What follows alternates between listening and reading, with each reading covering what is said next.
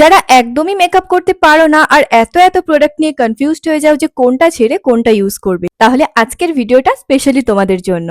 প্রথমে এরকম একটা ওয়াইপস দিয়ে ভালো করে ফেসটাকে ক্লিন করে নিতে হবে, কারণ যে কোনো কিছু অ্যাপ্লাই করার আগে একটা ক্লিন ফেস খুব দরকার। এরপর অ্যাপ্লাই করে নাও একটা ময়শ্চারাইজার যেটা তোমরা ডেইলি ইউজ করো। কারণ সুন্দর মেকআপ করার জন্য কিন্তু স্কিন কেয়ার করে নেওয়াটা ভীষণ ইম্পর্টেন্ট। পোর্সকে ব্লার করার জন্য আর মেকআপকে লং লাস্টিং করার জন্য ইউজ করতে হবে একটা প্রাইমার। যেহেতু আমাদের টি জোনটা বেশি অয়েলি, তাই টি জোনে কিন্তু একটু ভালো করে অ্যাপ্লাই করতে হবে। মেকআপ ঠিকঠাক না করতে পারলে ফাউন্ডেশন অ্যাপ্লাই করার পর যদি হেভি ফিল হয় তাহলে তার পরিবর্তে ইউজ করতে পারো এরকম ধরনের স্কিন টিন্ট যেটা স্কিনে একদমই লাইট ওয়েট ফিল হয়। এই টিন্টে আমার শেড নাম্বার হলো হ্যাজেলনাট শর্ট। এই টিন্টের টেক্সচারটা এতটাই লাইট ওয়েট যে স্কিনে অ্যাপ্লাই করার পর কিছু ফিলই হয় না, আর অনেক সময় মেকআপের পর দেখতে খুব ওভার লাগে। এক্ষেত্রে কিন্তু সেই প্রবলেমটা হবে না। অথবা তোমরা স্কিন টিন্টের পরিবর্তে স্কিন টোনের সাথে ম্যাচ করে এরকম কনসিলারও ইউজ করতে পারো। ব্লাশের জন্য তোমরা এই ধরনের ক্রিম ব্লাশ ইউজ করতে পারো, আর চেষ্টা করবে এরকম ধরনের ব্রাউন বা পিচ শেডের মধ্যে নেওয়ার। কারণ যদি পিঙ্ক ব্লাশ ব্লেন্ড না করতে পারো তাহলে কিন্তু দেখতে একদমই চুটকির মতো লাগবে। আর ঠিক এভাবেই কিন্তু একদম অল্প অ্যামাউন্ট নিয়ে ব্লেন্ড করতে হবে।